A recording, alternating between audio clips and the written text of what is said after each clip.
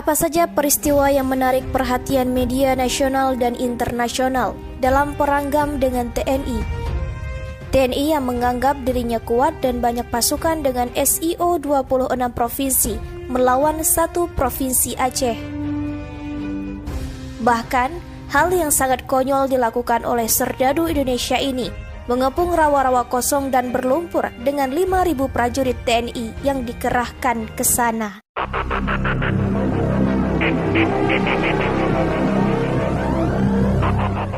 Dengan menggunakan alat perang canggih seperti panser, tank, dan mobil lainnya, ditambah lagi dengan pesawat, pengeboman udara yang diterbangkan dari Medan hampir setiap harinya, suara letusan bom ditargetkan ke rawa tersebut. Banyak media internasional mau masuk untuk melakukan tugasnya, meliput Merdeka tidak diperbolehkan, melakukan oleh pemenang darurat militer Aceh. Pada 4 November 2002, juru bicara pasukan Gerakan Aceh Merdeka atau GAN, Sofyan Daud, menghubungi media, memberitahu bahwa ia dan pasukannya dikepung oleh sekitar 5.000 TNI di Rawa Cotring, Kecamatan Muara II, Kabupaten Aceh Utara.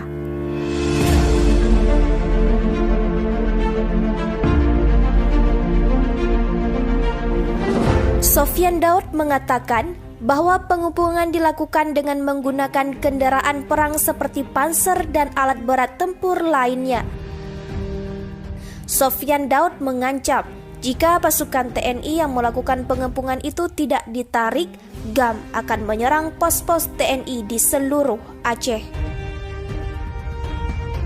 Memasuki minggu kedua pengepungan Cotring, Panglima Kodam atau Pangdam Iskandar Muda Maijen M. Jali Yusuf menemui Panglima TNI Jenderal N. Driyartono Sutarto di Mabes TNI Cilangkap, Jakarta. Pada kesempatan itu, Pangdam melaporkan pengepungan TNI terhadap GAM di Cotring.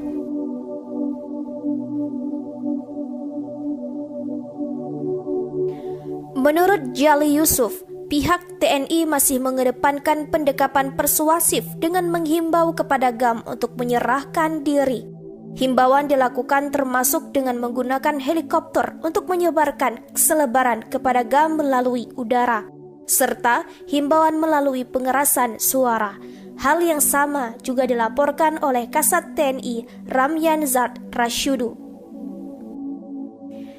Isu pengepungan GAM telah menarik perhatian banyak kalangan, khususnya para pers. Beberapa TV swasta nasional di Indonesia seperti Metro TV, Indosiar, TV7, TPI, SCTV, dan berbagai media lainnya menurunkan kameramen dan reporter mereka untuk melakukan liputan langsung peristiwa tersebut. Hasil rekaman mereka dari udara yang disiarkan di TV memperlihatkan suasana yang sangat menegangkan. Di sepanjang sisi rawa-rawa Cotring, terlihat deretan pasukan TNI dengan posisi siap tempur dengan panser dan kendaraan lapis baja atau tank. TNI juga mendirikan pos-pos darurat di sekitar lokasi pengepungan. Kampung-kampung di sekitar rawa Cotring jadi kosong. Hanya terlihat pasukan TNI yang lalu lalang dalam jemputan besar. Tidak jauh dari posisi aparat TNI berjejer, di balik atau di dalam rawa-rawa, ratusan anggota GAM diyakini telah mengambil posisi berlindung dan siap perang untuk menghadapi serangan yang kapan saja kemungkinan dilakukan oleh TNI. Menurut Sofyan Daud, ketika terkepung di rawa Cotring, mereka pernah menerima serangan mortil dan serangan udara melalui helikopter dan tembakan-tembakan artileri. Menurutnya, GAM tidak akan pernah menyerah kepada pemerintah RI dan akan terus berjuang untuk kemerdekaan Aceh sampai titik darah terakhir. Kami memilih syahid, katanya kala itu. Sementara menurut Danrem Lila Wangsa Kolonel Aye Nasution, tembakan yang dilakukan TNI itu hanya merupakan tembakan peringatan. Peristiwa pengepungan GAM di rawa Cotring itu menarik perhatian internasional.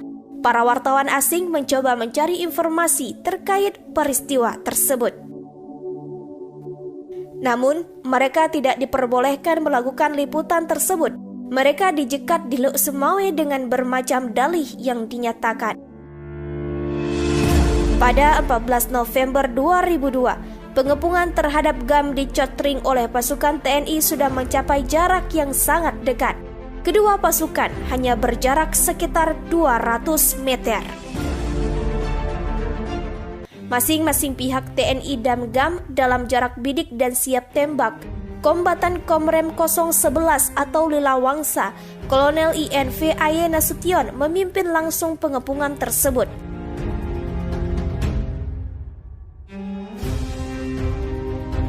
Pengepungan GAM itu sudah berbentuk huruf O dari sebelumnya yang terbentuk huruf L yang dipersempit dari huruf U, dan terakhir dipermanenkan dengan model pengepungan huruf O, di mana GAM diyakini TNI masih terkurung di dalamnya.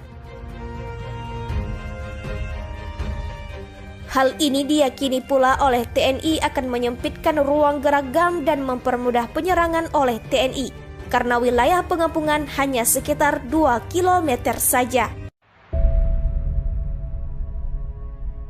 Namun, ajaibnya, setelah 2 bulan dikepung 5.000 TNI dalam jarak yang sangat dekat tersebut, TNI tak menemukan satupun pasukan GAM di sana. Entah lewat celah mana mereka keluar dari rawa-rawa itu.